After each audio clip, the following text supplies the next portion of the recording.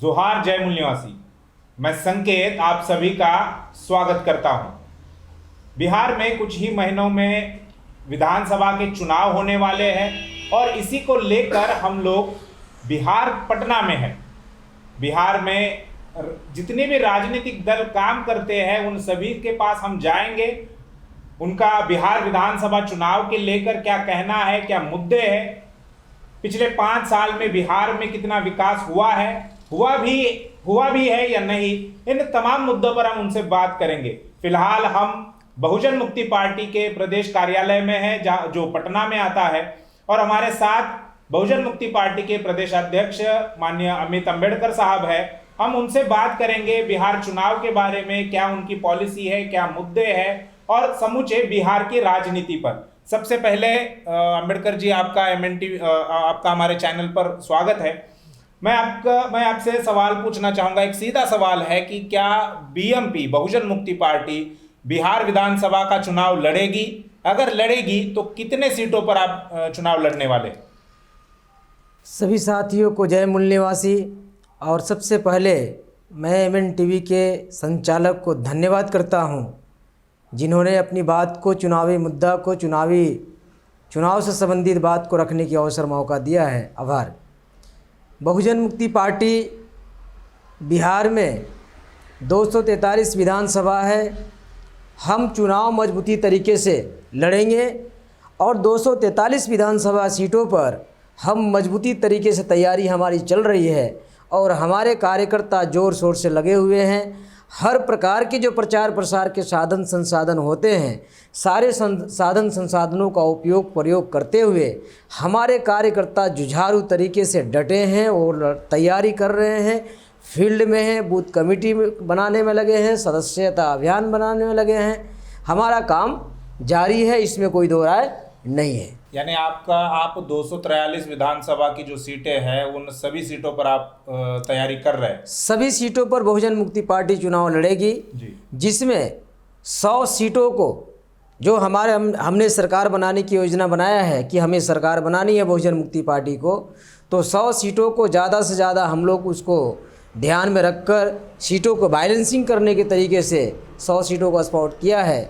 और हम आने वाले समय में बीएमपी की केवल चुनाव ही नहीं लड़ेंगे बल्कि सरकार बनाएंगे और सरकार बना करके फिर यहाँ के दशा और दिशा सुधारने की कोशिश करेंगे। जी, क्या मुद्दे हैं बहुजन मुक्ति पार्टी के इस चुनाव में? कौन से मुद्दे लेकर आप जनता के पास जाएंगे? ऐसे बहुजन मुक्ति पार्टी के पास लगभग 60 चुनावी मुद्दे हैं जी, और उसमें बिहार से भी संबंधित है और कई अन्य राज्यों से भी वो सारे मुद्दे हम लोगों को मिलता जुलता है।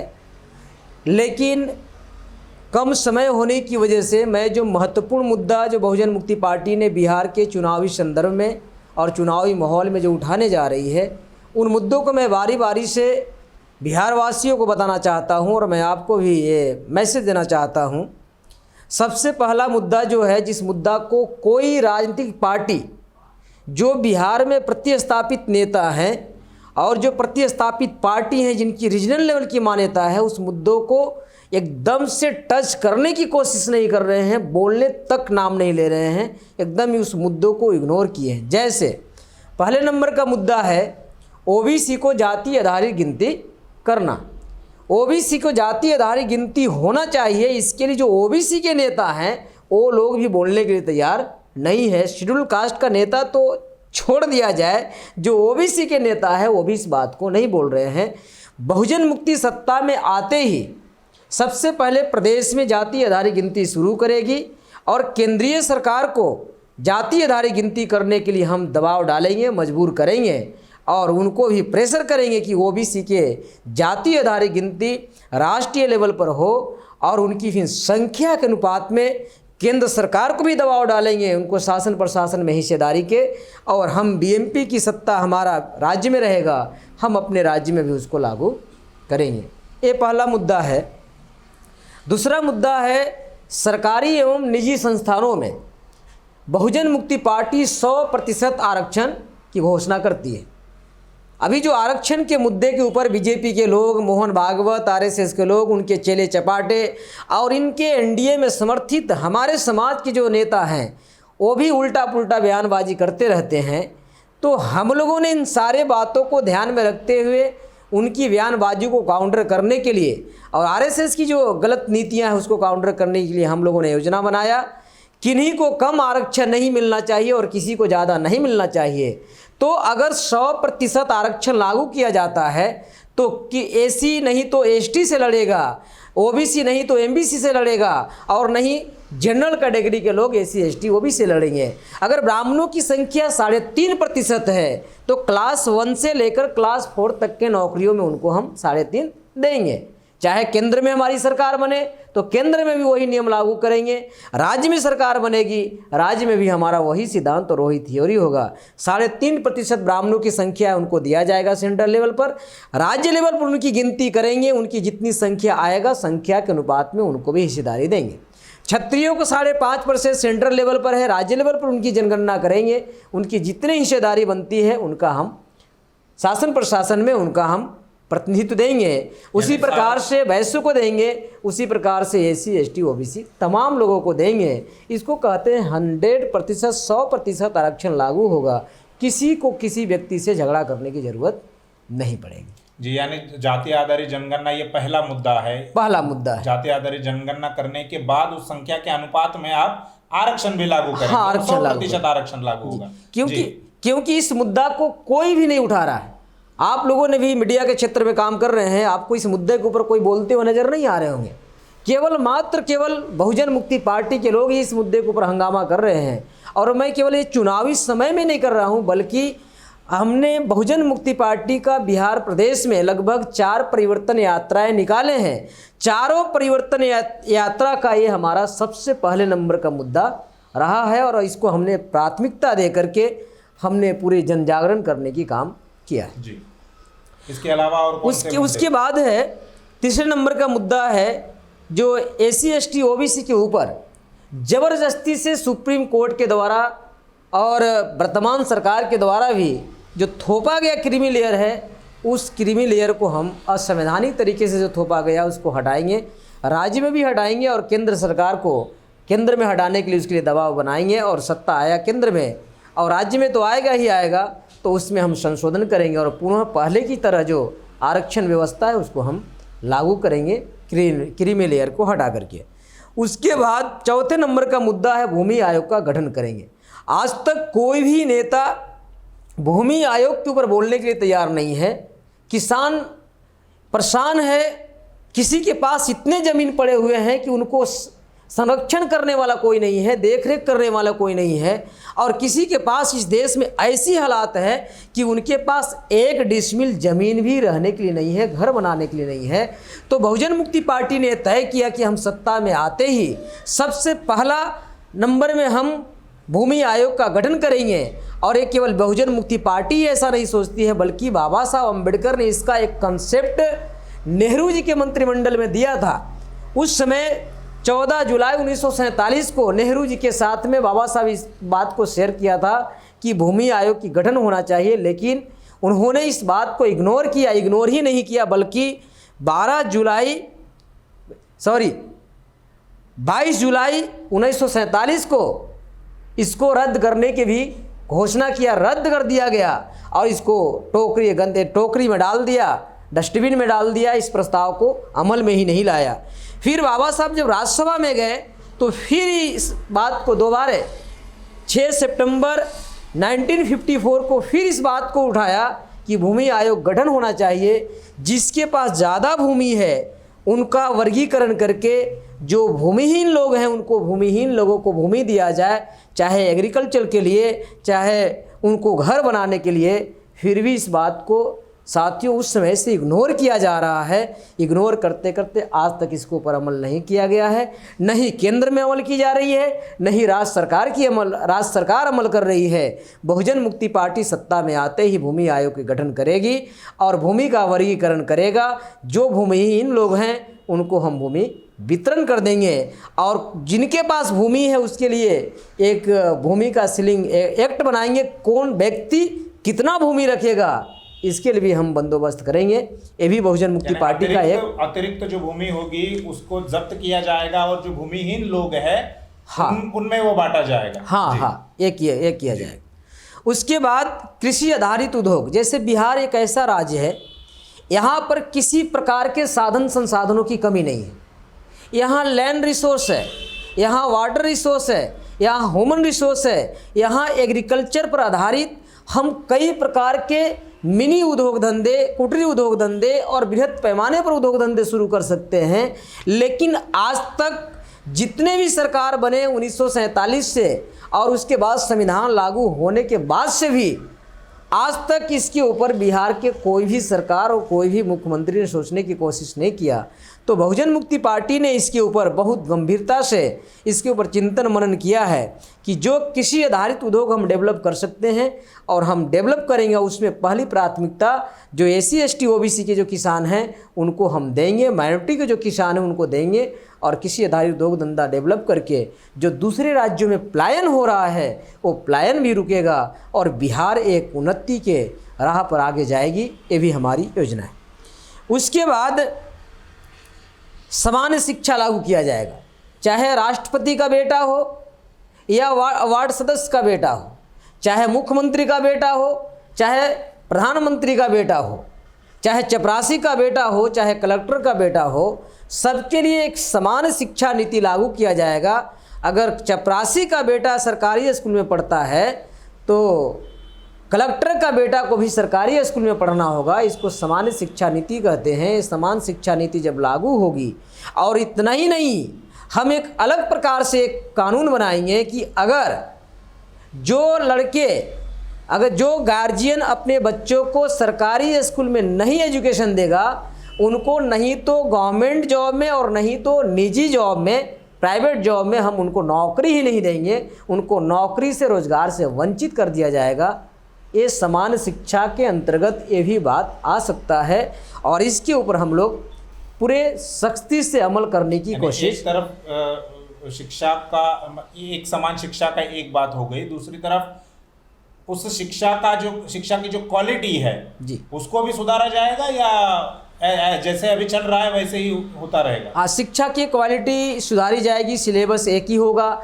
आज इस देश में और बिहार राज्य में 3-4 प्रकार के सिलेबस चल रहे हैं। अमीरों के बच्चों को पढ़ने के लिए अलग सिलेबस है, गरीबों को बच्चों को पढ़ने के लिए अलग सिलेबस है, मिडिल फैमिली के बच्चों को पढ़ने के लिए अलग सिलेबस है। कई प्रकार के जो सिलेबसेस चल रहे हैं वो सारे सिलेबस को समाप्त करके एक ही सिलेबस बनाया जाएगा। जब एक सिलेबस होगा तो आप समझ सकते हैं कि शिक्षा की क्वालिटी बहुत ही गुणवत्ता बेहतरीन हो सकती है। किसी का कोई भेदभाव होगा ही नहीं। अगर NCERT होगा, CBSE होगा और BTC होगा, कोई भी सिलेबस होगा एक ही होगा। तो इससे गुणवत्ता को हम सुधार सकते हैं, गुणवत्ता ला सकते हैं। उसके बाद बिहार में जो हेल्थ के नाम पर नीतीश कुमार जी के माध्यम से जो प्रोपेगेंडा किया जा रहा है कि हमने हेल्थ के क्षेत्र में बहुत बड़े सुधार किए हैं।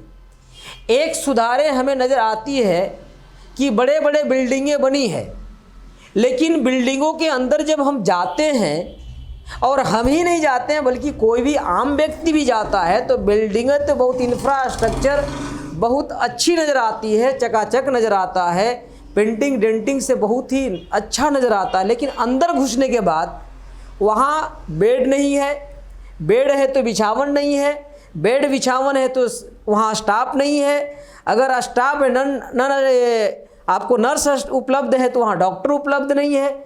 सारे चीज़ों की अंदरूनी जो मेडिकल से रिलेटेड जो इंस्ट्रूमेंट चाहिए, जो सामग्री चाहिए, वो सारे सामग्री नदारत होते हैं। अभी कोरोना के महामारी में सारे डॉक्टर भाग रहे थे कोरोना को पेशेंट देखकर।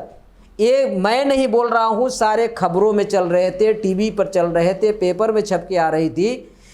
तो जब डॉक्टरों से पूछा गया कि आप जब कोरोना के पेशेंट आ रहे हैं तो आप जांच करने की बजाय आप भाग क्यों रहे हैं, आपको भागना नहीं चाहिए, तो उन्होंने साफ जवाब दिया कि सरकार ने हमें जो किट चाहिए, PP किट चाहिए, वो हमें किसी प्रकार की उपलब्ध नहीं कराया है। नहीं तो जांच करने के लिए कोई किट है, नहीं तो हमारे सुरक्षा के लिए कोई किट है, इसलिए हम पेशेंट को छोड़ करके भाग रहे हैं। कई डॉक्टर हॉस्पिटल छोड़ के भाग रहे थे। आज बृहद पैमाने पर निजीकरण करने के बाद भी निजीकरण क्षेत्रों में लगभग 80% जो सीटें निर्धारित किया था बिहार सरकार ने, 80% सीटें खाली है। एएनएम की भी सीट खाली है, सीनियर एएनएम की भी सीट खाली है, डॉक्टर की भी सीट खाली है। हेल्थ सेक्टर में आज तकला नीतीश कुमार जी बहुत ही ज़्यादा विफल हैं और एससी एसटी और माइनॉरिटी के लोग ये हेल्थ के अच्छा व्यवस्था ना होने की वजह से मारे जा रहे हैं। तो बहुजन मुक्ति पार्टी ने तय किया कि हम सबसे पहले हेल्थ सिक्योरिटी एक्ट बनाएंगे और हेल्थ सिक्योरिटी एक्ट केवल बनाएंगे ही नहीं बल्कि आज जो सरकारी फंड से लोगों को इलाज नहीं किया जा रहा है, पूंजीपतियों को ठेका दे करके मालो माल किया जा रहा है, उनके लिए हम सरकारी पैसों से सभी लोगों की, बिहार के जनता को हम सरकारी खर्च से बेहतर स्वास्थ्य व्यवस्था हम उपलब्ध कराएंगे। ऐसी भी हम ये घोषणा करते हैं और ये हमारे मैनिफेस्टो में इसको हम डाल रहे हैं। उसके बाद 8वें नंबर, अभी जो श्रम कानून के ऊपर हंगामा चल रहा है, केंद्र सरकार ने इसके ऊपर इतनी बदमाशी किया कि जो संवैधानिक तरीके से बाबा साहब अम्बेडकर ने अथक प्रयास करके जो मज़दूरों को बंधुआ मज़दूर बनाने की भारत में प्रथा थी, उन मज़दूरों के लिए डॉक्टर बाबा साहब अम्बेडकर ने बंधुआ मज़दूर से मुक्त किया और बंधुआ मज़दूर से मुक्त करने के बाद 8 घंटे ड्यूटी करने के प्रावधान किया। अगर कोई कंपनी, चाहे सरकारी कंपनी हो, प्राइवेट कंपनी हो या कोई सरकारी संस्थान हो, किसी व्यक्ति से 8 घंटा से 8.5 घंटा अगर काम लेता है तो उसको ओवर टाइम में चला जाएगा। जितनी 8 घंटा की पैसा होगा उतना ही 8.5 घंटा का डबल पैसा देना होगा। यह बाबा साहब अम्बेडकर ने भारतीय संविधान के तहत जब लेबर मिनिस्टर बने थे तो बनाया था। लेकिन अभी मौजूदा जो केंद्र सरकार है, जो मजदूरों की विरोधी सरकार है, और केंद्र सरकार के साथ साथ में राज्य सरकार और नीतीश कुमार जी भी उसमें शामिल है, इन लोगों ने मिलकर संशोधन, श्रम कानून में संशोधन करने के बाद 8 घंटे की जगह 12 घंटे किया। अब हमारे समाज के जो एससी एसटी ओबीसी और माइनॉरिटी के लोग जिनको बंधुआ मजदूर से बाबा साहब ने मुक्त किया था, फिर से बंधुआ मजदूर बनाने की प्रथा इन लोगों ने शुरू किया इस कानून में संशोधन करके। और इतना ही नहीं, उसमें दूसरी संशोधन किया कि अब कोई भी मजदूर अपना लेबर यूनियन भी नहीं बना सकता है। मतलब हम कंपनी के मालिक के विरोध में कुछ बोल भी नहीं सकते हैं, यूनियन बनाने की भी मना किया गया। इतना खतरनाक ये कानून इन लोगों ने संशोधन करके बनाया है। तो बहुजन मुक्ति पार्टी ने तय किया है, सत्ता आते ही जो श्रम कानून पहले बनी हुई थी ज्यों का त्यों उसको 100% लागू करेंगे और केंद्र सरकार के ऊपर भी प्रेशर बनाएंगे कि ये आपको भी केंद्रीय लेवल पर, राष्ट्रीय लेवल पर इसको लागू करना है। तो श्रम कानून के क्षेत्र में भी हम लोग काम करेंगे। 9वें नंबर का जो हमारा बहुजन मुक्ति पार्टी का जो चुनावी मुद्दा है, वो मुद्दा यह है बेरोजगारों को प्रत्येक माह, क्योंकि अभी कोरोना महामारी होने की वजह से लगभग 25 लाख से ज़्यादा मजदूर बिहार से बाहर काम करते थे और सारे के सारे लोग प्लान करके बिहार में आ चुके। अब आने की वजह से उनके खाने के लिए लाला पड़ा हुआ है, बेरोजगार पड़े हुए, कंपनियां बंद है, 8 घंटे की जगह 12 घंटे ड्यूटी किया हुआ है, त्रस्त लोग हैं, क्रश लोग हैं। तो बहुजन मुक्ति पार्टी ने तय किया कि जो बेरोजगार हमारे समाज के, जो एससी एसटी ओबीसी और माइनॉरिटी समाज के लोग जो बेरोजगार हैं, उनको प्रति माह हम बेरोजगारी भत्ता 11,000 रुपया प्रत्येक लोगों को देने की हम घोषणा किया है। और घोषणा ही नहीं किया है बल्कि इसको हमने मैनिफेस्टो में डाला है। और ये मैनिफेस्टो में ही नहीं बल्कि इसको हम दूसरे तरीके से हम डालेंगे, जो आखिरी में हम बताएंगे। तो ये है बेरोजगारों के संबंध में। 10वें नंबर का मुद्दा है, अभी साकेत का बहुत बड़ा बवाल चल रहा है। जो अयोध्या के मामला है वो ओरिजिनल मूलतः उसको देखा जाए तो वह बुद्ध का विरासत है। सारा खुदाई में जब समतलीकरण अभी चल रहा था लॉकडाउन के समय में, पूरे भारत में लॉक किया हुआ था और राम मंदिर बनाने के लिए इनका अनलॉक चल रहा था। मैं राम मंदिर बन रहा, मैं इसके विरोध में नहीं हूँ, लेकिन इनकी जो कार्यपद्धति है, कार्यनीति है, इतनी गंदी और इतनी घटिया है, इसके मैं ज़्यादा कड़ी से कड़ी निंदा करता हूँ। जब समतलीकरण चल रही थी तो उस समतलीकरण के क्रम में बौद्ध के सारे अवशेष मिल रहे थे। ये राम के नाम से कोई अवशेष वहाँ नहीं मिला। जब वो अवशेष बौद्ध से रिलेटेड मिल रहे हैं तो इससे सिद्ध होता है कि यह विरासत बुद्ध की है, बुद्धिस्टों की विरासत है और ये बुद्धिस्टों के हिस्सा में जाना चाहिए था, न कि ये अलग किस्म के जो अभी लोगों को हाथ में दिया गया है। ऐसे केवल अयोध्या में ही नहीं है, पूरे ऑल इंडिया में है और बिहार में तो ज़्यादा ही पड़ा है। बिहार के पाटलिपुत्रा, इसको पाटलिपुत्रा नाम था, कुमरान में पड़ा हुआ है। आप बोधगया कभी जाके देखेंगे, बोधगया है जहाँ बुद्ध के ज्ञान की प्राप्ति हुआ था, उसके ऊपर नाजायज़ तरीके से मनुवादी लोगों की कब्जा है। राजगीर के ऊपर कब्जा है, नालंदा के ऊपर कब्जा है, विक्रमशिला के ऊपर कब्जा है, वैशाली के ऊपर कब्जा है। तो जितने मैं बिहार में बहुजन मुक्ति पार्टी सत्ता में आते ही जितने भी बौद्ध स्थलें हैं, सारे बौद्ध स्थलों को मनुवादी शासक जाति के चंगुल से मुक्त कराएगी और उसको जिनके हिस्से में जाता है उनके हिस्से में हम देने की काम करेंगे और कानून व्यवस्था वहाँ पर कायम करेंगे। ये 10वें नंबर का मुद्दा है। 11वें नंबर का मुद्दा यह है, अभी बिहार में नीतीश कुमार की जब सरकार बनी थी तो इन्होंने एक सिस्टम शुरू किया था काम को आगे बढ़ाने के लिए, डेवलपमेंट करने के लिए। जीविका, ये जीविका एनजीओ को दिया और एनजीओ के माध्यम से शुरुआत किया था। अभी जीविका में लेडीज लोगों को बहाल की गई थी, तो लेडीज लोगों को जब बहाल किया गया था 1500 रुपया पर उनको रखा गया था जी।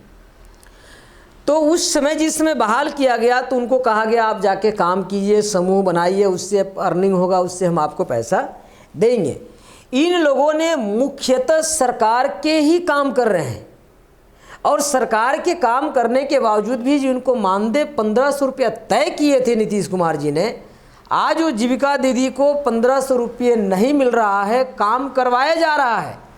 हर गली गली में जाकर सरकार के काम कर रहे हैं, लेकिन पैसा के लिए वो आज एक एक फूटी कौड़ी के लिए मोहताज है।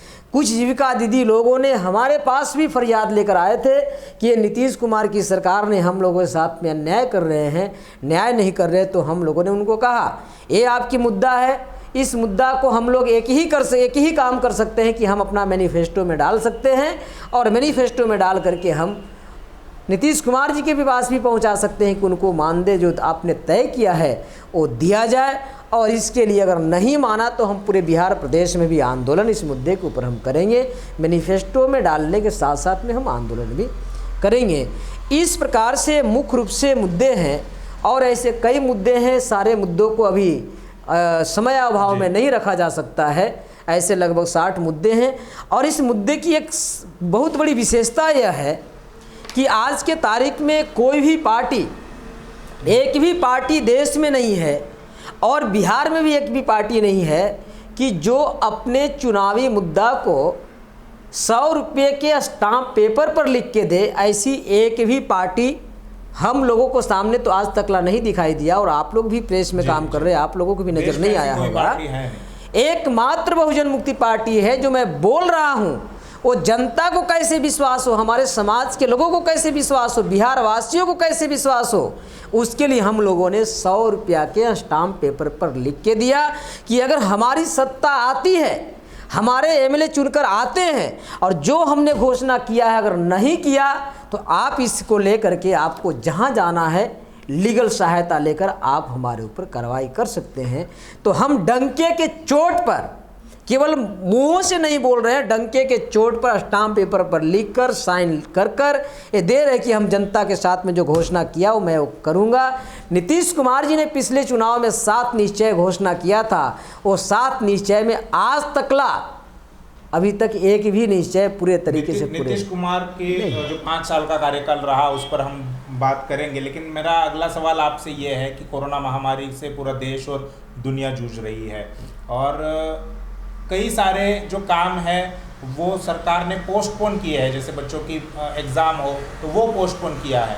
तो क्या इस माहौल में चुनाव होना चाहिए, ऐसा लगता है? क्या आपको ऐसा नहीं लगता कि इससे कोरोना महामारी जो है वो बिहार में और ज़्यादा बढ़ जाएगी जिस प्रकार से बढ़ रही है? तो क्या चुनाव होना चाहिए? सबसे खास बात यह है, हम चुनाव कराने के पक्ष में बहुजन मुक्ति पार्टी पूरे सहमति है। जो बिहार के नियत समय है चुनाव का, अक्टूबर में चुनाव संपन्न हो जाती है और नवंबर में जाते जाते सरकार की गठन हो जाती है। अगर ये महामारी चल रहा है और महामारी को ध्यान में रखकर अगर वो चुनाव टालना चाहते हैं या महामारी में ही चुनाव कराना चाहते हैं, दो बातें आ रही। सरकार अलग स्टेटमेंट दे रही है और चुनाव आयोग का अलग कहना है। पहला तो कहना है चुनाव आयोग को और सरकार की कहना है कि महामारी है, इसकी वजह से हम चुनाव डिजिटल तरीके से कराएंगे। डिजिटल तरीके की बात आ रही है और अगर डिजिटल तरीके से नहीं होगा तो हम ईवीएम मशीन की तो तैयारी करके रखा ही है, ईवीएम मशीन से कराएंगे। एक तरफ डिजिटल तरीका मतलब क्या होगा, लोग घर बैठे करके ही वोट देंगे या किस प्रकार से होगा? इनका ऐसा ही चल रहा है कि घर में बैठे बैठे कोरोना महामारी नहीं फैलना चाहिए, हम घर बैठे ही करवा सकते हैं। ऑनलाइन इनका कोई सिस्टम नया शुरू करने वाले हैं। ऐसा किसका कहना है? चुनाव आयोग का। चुनाव आयोग का भी कहना है और सरकार का भी कहना है, जो बीजेपी की सरकार है और मिला जुला सरकार चल रहा है, ये दोनों की कहना है। तो मेरा कहना है कि ठीक है, ये महामारी है, एक तरफ आप महामारी का भी आड़ ले रहे हैं जी। तो जब महामारी है, आपने कॉलेज को बंद रखा है, यूनिवर्सिटी को बंद रखा है, कई ऐसे संस्थान को बंद रखा है, अभी फिर से पटना को लॉक किया गया है 16 जुलाई तक, 16-17 तक। तो जब महामारी है तो फिर चुनाव आप क्यों नहीं आगे बढ़ा रहे हैं? महामारी भी कह रहे हैं और चुनाव नियत समय पर भी कराने के कह रहे हैं। इसमें बहुत सोची समझी एक साजिश हमें नज़र आती है। तो मैं पक्ष में हूँ कि चुनाव नियत समय पर कराई जाए और जैसे पहले होती थी डोर टू डोर कैंपेनिंग करने की इजाज़त दी जाए, रैली करने की इजाज़त दी जाए, सभा करने की इजाज़त दी जाए, नुक्कड़ नाटक करने की इजाज़त दी जाए। क्योंकि अगर इस प्रकार से नहीं होगा तो लोकतंत्र की हत्या कहा जा सकता है। बीजेपी के पास आकूत संपत्ति है। अभी आपको जून महीने में आपने भी सुना होगा, देखा होगा, 7 जून को उन्होंने 7 जून को वर्चुअल रैली किया और 1 घंटे के रैली को करने के लिए 72,000 बूथों पर जो टीवी लगाया, उस टीवी के खर्चा 144 करोड़ आया। जो सरकार कहती थी कि हमें मजदूरों को भेजने के लिए हमारे पास किराया नहीं है, हम कैसे मजदूरों को भेज सकते हैं? हजारों मजदूर मारे गए, कई मजदूर रेल से कट के मर गए, कई मजदूर रेल में मर गए, खाए बिना मर गए। अभी तक लोगों की मरना जारी है। यही केंद्र सरकार कह रही थी कि मेरे पास पैसा नहीं है। तो जब आपके पास पैसा नहीं है तो 1 घंटे के वर्चुअल रैली करने के लिए 7 जून को 144 करोड़ रुपया कहाँ से आया? ये सोचने वाली बात है। तो इनके पास पैसा है, कर लेंगे।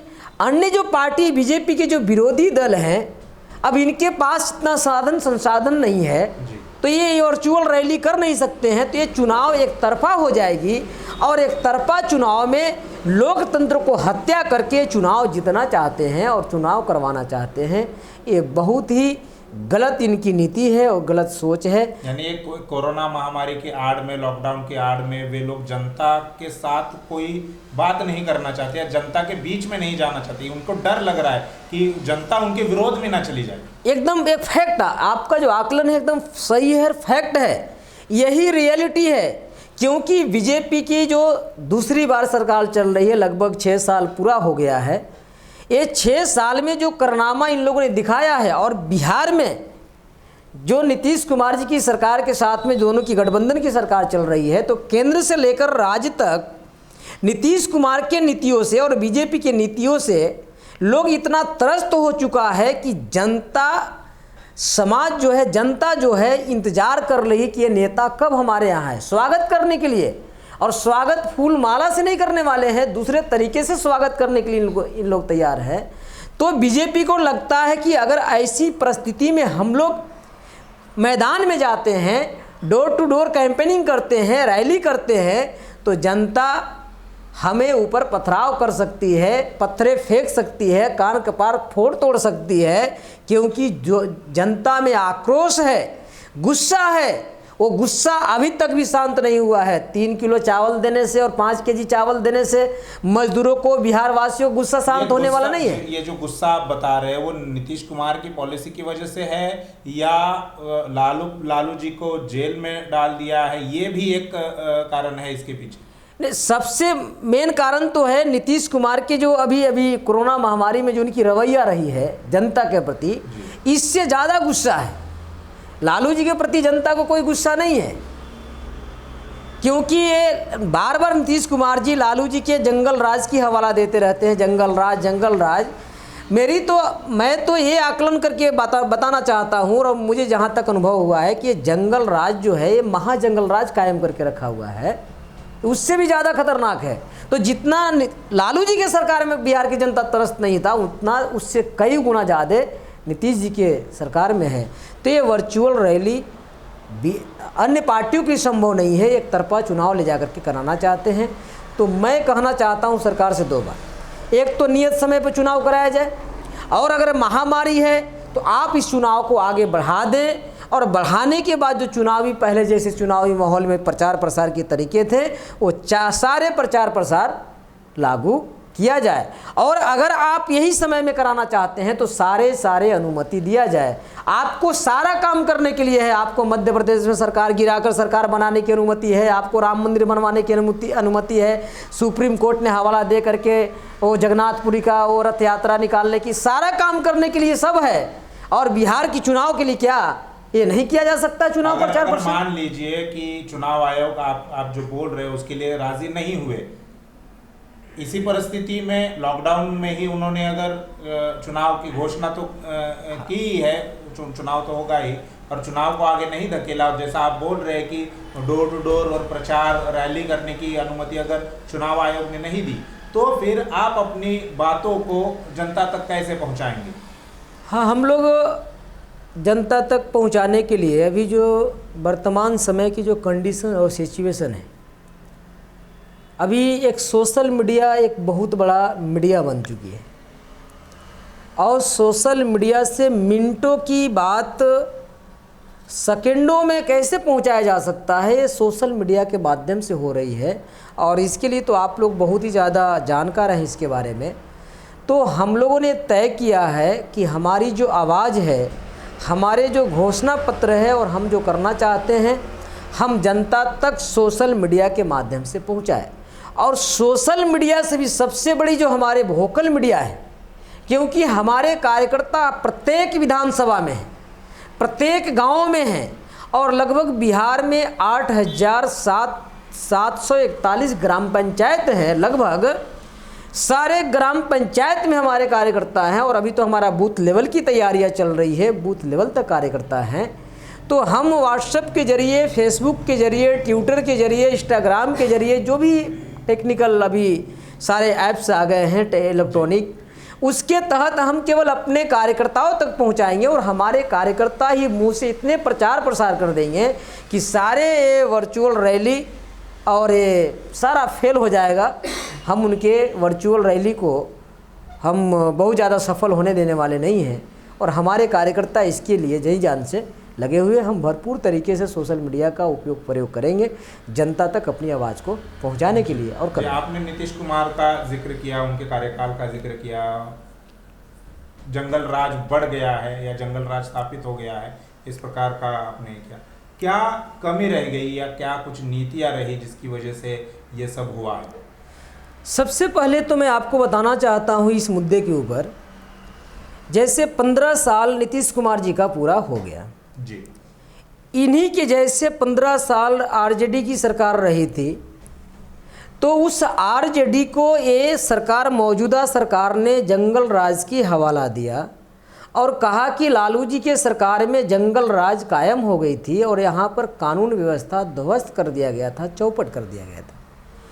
लेकिन जहाँ तक मेरी अनुभव और मेरा आकलन है, तो मैं अपने आकलन के आधार पर बताता हूँ कि ठीक है, आप लालू जी के सरकार को जंगल राज की संज्ञा आपने दिया है, अच्छी बात है, आप जंगल राज की संज्ञा दे रहे हैं। लेकिन आप जब कानून व्यवस्था वाली सरकार कायम करना चाहते थे, तो जो कारनामे जंगल राज में नहीं हो रहा था, वो कारनामे आपके राज्य में भी कई गुना उससे ज़्यादा हो रही। जैसे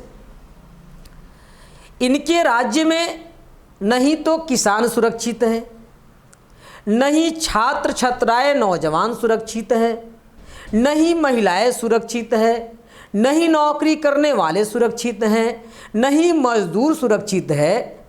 आए दिन मजदूरों के साथ में अन्याय हो रही है, सरकार के कोई इसके ऊपर खोज खबर नहीं है। आए दिन लड़कियों के साथ में रेप ही नहीं गैंग रेप हो रही है। अभी कुछ महीना पहले जहाँ के नीतीश कुमार जी रहने वाले हैं, उनके गृह जिला में राजगीर के पहाड़ियों के ऊपर एक लड़की के साथ में लगभग दर्जनों लड़कों ने गैंग रेप किया। आज तकला उस मुद्दे के ऊपर, उस मामले के ऊपर कोई कार्रवाई नहीं हुआ। नॉर्मली जो करना चाहिए वो करके छोड़ दिया है। तो इस प्रकार से हो रही है। पटना ये जो राजधानी है, राजवंशी नगर में एक नेपाल की लड़की आई हुई थी, उसके साथ में गैंग रेप इनके नाकों के सामने किया गया। आज तक उसके ऊपर कोई कार्रवाई नहीं हुआ। बक्सर जिला है, बक्सर के बगल में एक कैमूर जिला है। कैमूर के एक रामगढ़ एक अनुमंडल प्रखंड है। उस प्रखंड में शेड्यूल कास्ट के लड़की के साथ में ऊंची जाति के लोगों ने बलात्कार किया, उसको हाथ पैर तोड़ करके रेलवे लाइन के किनारे फेंका। ये घटना ये जनवरी की घटना है, 2019 जनवरी की घटना है। इसके ऊपर जो बलात्कार करने वाला था उसके ऊपर कार्रवाई ना हो करके जो जिसके साथ में घटना घटी थी उसके ऊपर हो रहा है। अभी आपको मधुबनी में किया गया, ये हाल की घटना है। तो इस प्रकार से एक भी लड़कियां छात्राएं जो है इनके सरकार में सुरक्षित नहीं है। आए दिन रेप बलात्कार की घटना जारी है, अभी तक जारी है। मेरे पास डेट वाइज है। दूसरी बात, ये जो कहते हैं कि हम लॉ एंड ऑर्डर मेंटेन कर रहे हैं, तो मैं कहता हूं कि आप लॉ एंड ऑर्डर के नाम पर ऐसा तो नहीं है कि आप लूट एंड ऑर्डर कायम कर चुके हैं। अभी इसी महीने में जून बीत गया, आपको ये पटना में पंजाब नेशनल बैंक में 52 लाख रुपया से ज़्यादा लूट लिया गया। सोना व्यवसायी को हत्या कर दिया गया। मछली व्यवसाय मछली खरीदने के लिए बाजार समिति पटना में जा रहा था, इनके नाकों के सामने मछली व्यवसाय को पैसा भी छीना गया, उसकी हत्या कर दिया गया। जमुई में एक ग्रिल बनाने वाला मुस्लिम नामक व्यक्ति थे, व्यवसायी थे, उनको 15 लाख रुपया छीना भी गया, अपहरण करके छीना भी गया और उनकी हत्या भी कर दिया गया। गया में एक मुस्लिम को मार करके टांग दिया गया। तो इस प्रकार से अलग अलग ज़िला में, अभी आपको जून महीना में लॉकडाउन में गोपालगंज में एक ही परिवार के 3 यादव जाति के लोगों को अमरेंद्र पांडे जो इनके सरकार में विधायक है उसके द्वारा साजिश के तहत उसको मारा गया। आज तक न्याय नहीं हुआ। तो इस प्रकार से ये लूट एंड ऑर्डर चल रहा है, यहाँ कोई कानून व्यवस्था कायम नहीं। तो आपका कहना है कि विकास का वादा देकर या विकास करने के लिए आरजेडी का साथ छोड़कर जेडीयू बीजेपी के साथ चला गया और उनके साथ सरकार बना ली और विकास नहीं किया। क्या चलो ठीक है, एक बड़ी बड़ी बातें होती है वो नहीं कर सके, लेकिन क्या लोगों के जीवन में कुछ परिवर्तन हुआ है इन 5 सालों में? जहाँ तक विकास की मामला है,